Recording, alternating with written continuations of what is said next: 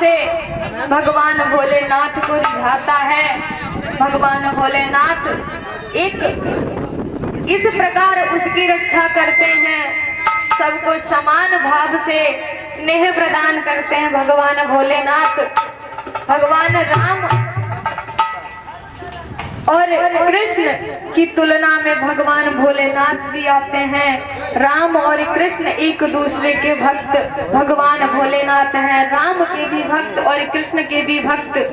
श्री कृष्ण के दर्शन करने भोलेनाथ जाते हैं, श्री राम के दर्शन करने भोलेनाथ जाते हैं।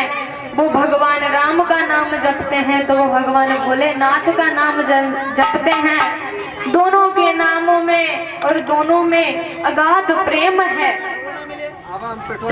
और भगवान राम कहते हैं कि मुझे सरल भक्त चाहिए, मुझे सरलता वाला भक्त चाहिए, जो सरल हो और प्रेम करता हो मुझसे, मेरे प्रभाव को ना जाने, जो सरलता से जिसके हृदय में प्रेम हो वही मुझे पाता है।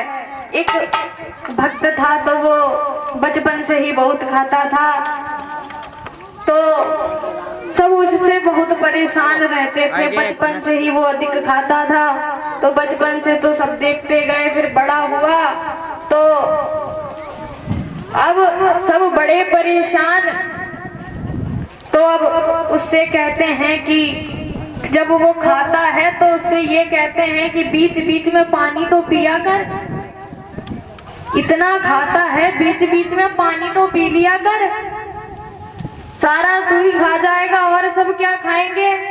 तो कहता है बीच तो आए, बीच आए तब हम खाएं। तो कहते बड़ी आफत है।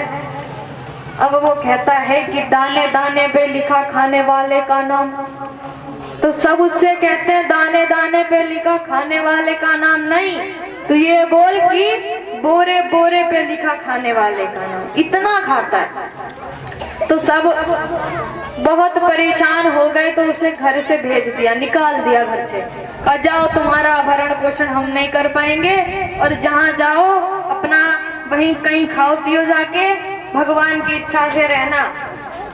आज वो चला जाता है, फिर दिन भर घूमता है, भूख और बढ़ जाती है, शाम को लौट कर आता है तो कहता है शायद थोड़ा बहुत सदमा लगा हो और हमारी जरूरत पड़ी हो तो हम फिर से जाते हैं। फिर घर आ गया तो सोचता है, कहता है सबसे कि हमें लगा थोड़ा बहुत अफसोस होगा तुम्हें, इसीलिए हम वापस आ गए।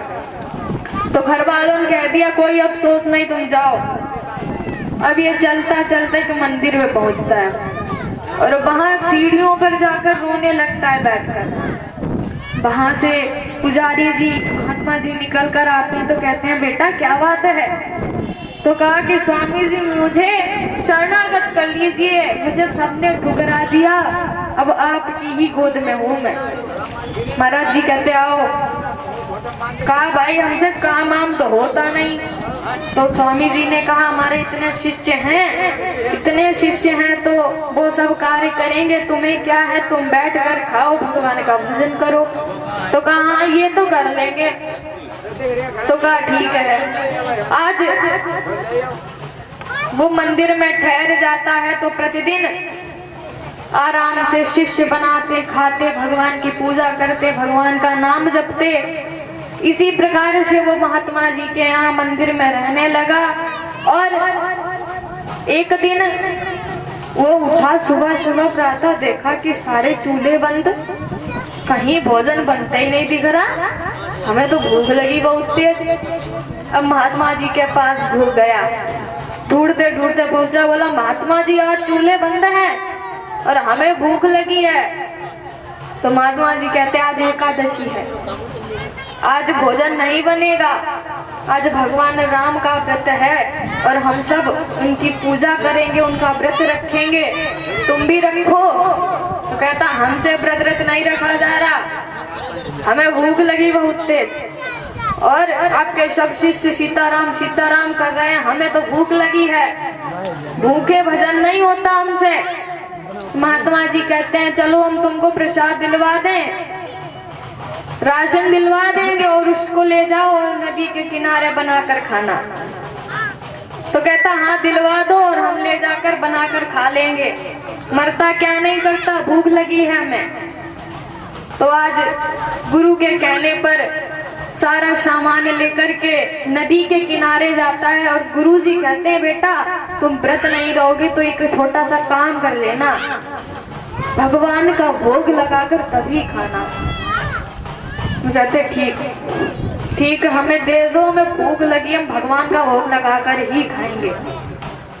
अब ये नदी किनारे जाता है, भगवान के नाम से सीताराम सीताराम करते करते बनाने लगता है और उसके बाद में फिर कहता है बन तो गया, भगवान का भोग लगाता।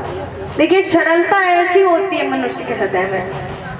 भगवान के हृदय में भक्त के लिए प्रीति जब ही बढ़ती है जब वो भक्त के अंदर सरलता देखते हैं। सरलता सुगमता ये दो प्रकार होते हैं। तो भगवान को अब वो बुलाता है, बोलता है हे भगवान आओ, हमें भूख लगी है, जल्दी आओ भोग लगाओ और हम खाएं।